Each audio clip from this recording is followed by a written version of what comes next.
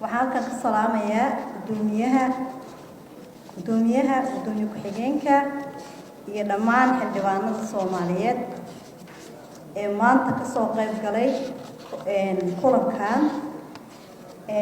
waxaa kaloo rabaa inaan ugu hambaliyeeyo baarlamaankii 10aad oo noqday baarlamaankii ugu faa'iidada badnaa rumaantii.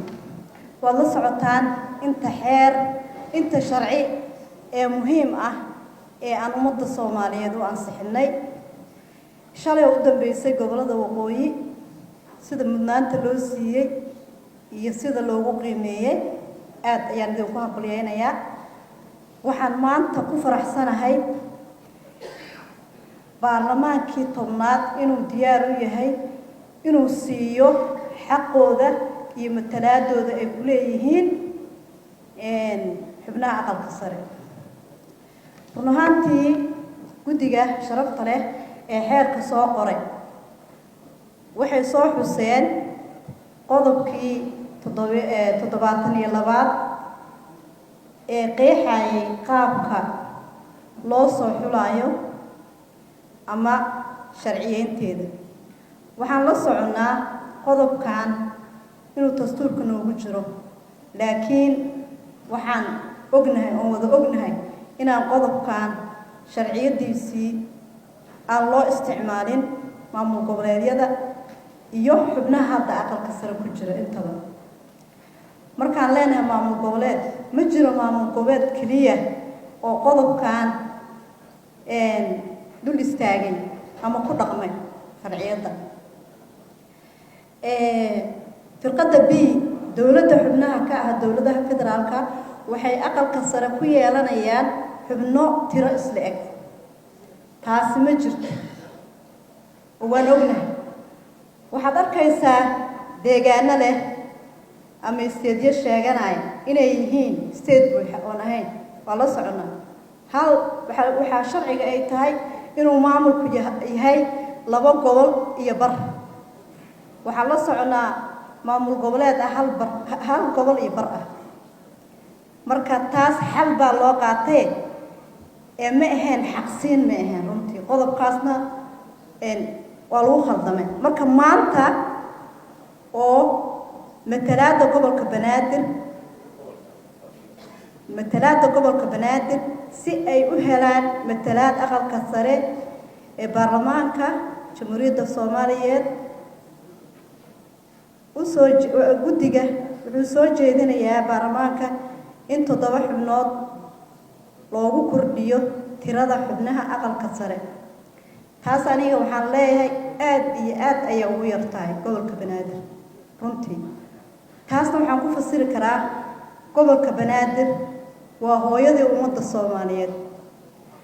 xildhibaankii ugu horeeyaa sheegay intii sanadood ee baarlamaanadii naga horeeyay ay soo jireen mid kasta matalaada iyo maqaamka dastuurkeena ku meel gaarka uu sheegay.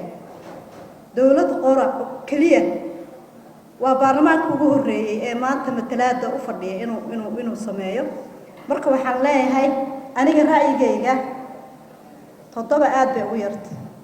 waayo horta banaadir waxaa la yiraahdaa bana waa kelmad carabi ah, waa dhisay. dirna dawaaba taqaaniinba. marka Soomaali Maxamed waa ku wada jirtaa, ma garatay? inkastoo ay mudnaan leeyihiin dadka qaar oo aanan inkiraynin inay deegaan yihiin. sababtuna waxay tahay Soomaali 91 waa kala carareen. dadkii u haray ee banaadir aan ugu soo noqonay dadkaasaa leh. annaga waxaan nahay waa ku dhashay laakiin umaanaan dhalan, sax? marka waa in lagu daraa si muraayada aan isaga aragno Soomaaliya 6 xubnood baa aan siin lahaa.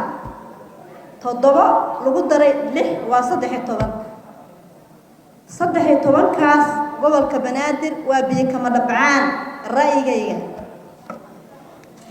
ta kale